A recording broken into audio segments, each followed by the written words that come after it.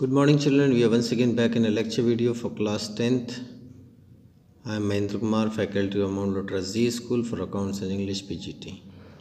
Children, in our today's video lecture we are going to continue with the same chapter 9 of your book, Footprints Without Feet, and the name of the chapter is Bholi. So the years passed by, the village became a small town.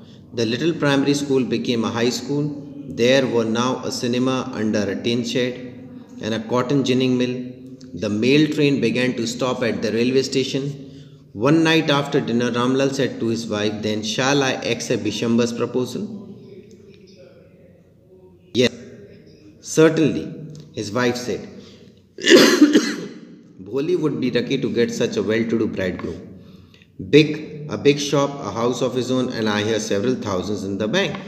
Moreover, he is not asking for any dowry. That's right, but he is not so young, almost the same age as I am. And he also limps. Moreover, the children from his first wife are quite grown up. So now the years passed by and Bholi grew up into a beautiful girl. Okay, and now she was of the age to get married. So what does it matter? His wife replied, 45 or 50, it is no great age for a man. We are lucky that he is from another village and does not know about her pockmarks and a lack of sense. If we don't accept this proposal, she may remain unmarried all her life. Yes, but I wonder what Bholi will say. What will that witless one say? She is like a dumb cow.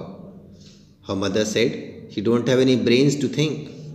Maybe you are right, muttered Ramlal. In the other corner of the courtyard, Bholi lay awake on a cot listening to her parents' whispered conversations. Bishambar Nath was a well-to-do grocer. He came with a big party of friends and relations with him for the wedding. A brass band playing a popular tune from an Indian film headed the procession with the bridegroom riding a decorated horse.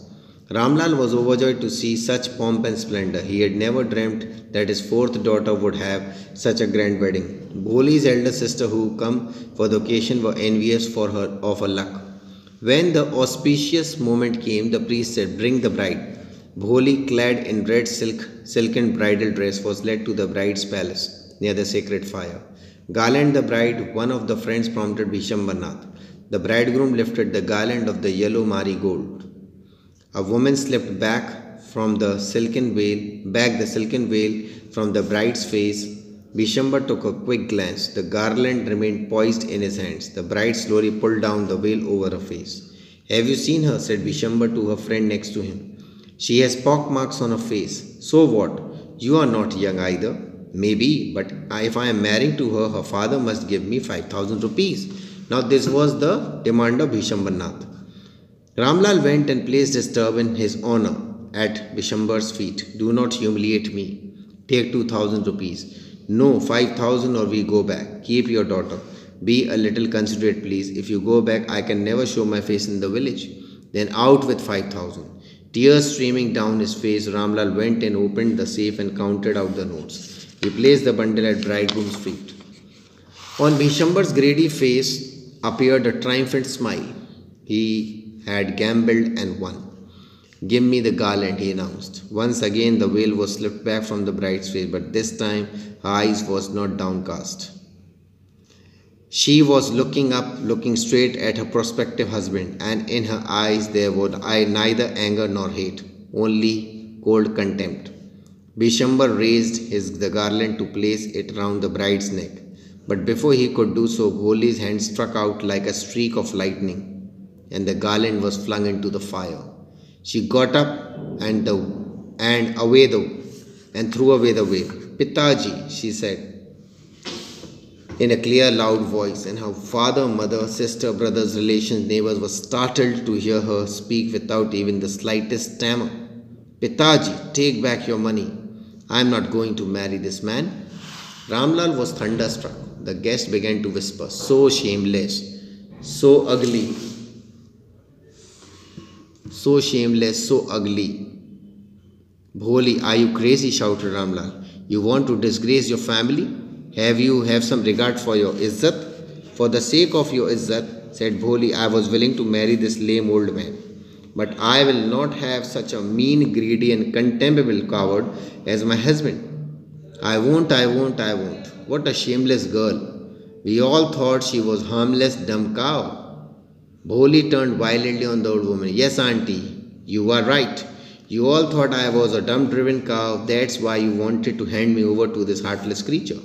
But now the dumb cow, the stammering fool is speaking. Do you want to hear more? Vishambarnath the grocer started to go back with his party. The confused bandman thought this was the end of the ceremony and struck off with a closing song. Ramlal stood rooted to the ground, his head bowed low with the weight of grief and shame. The flames of the sacred fire slowly died down. Everyone was gone. Ramlal turned to Bholi and said, But what about you? No one will ever marry you now. What shall we do with you? And Sulekha said in a voice that was calm and steady, Don't you worry, Pitaji. In your old age I will serve you, and mother, I will teach in the same school where I learned so much.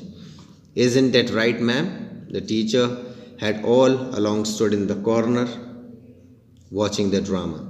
Yes, Bholi, of course, she replied, and in her smiling eyes were the lights of deep satisfaction that an artist feels when contemplating the completion of a masterpiece. So, in this story, we are shown the atrocities done to the girls in olden days and how forcefully parents used to marry them to the ones who are quite older in age, and uh, whatever things you can say things they found in the girls, people at home also never encouraged girls to learn something, to do something. पहले ऐसा नहीं था, कमी लड़की में निकाल ली जाती थी, लड़के में कितनी भी कमी उसको कुछ नहीं कहा जाता था. So I think children, you must have learned a great lesson from this chapter. Thank you very much.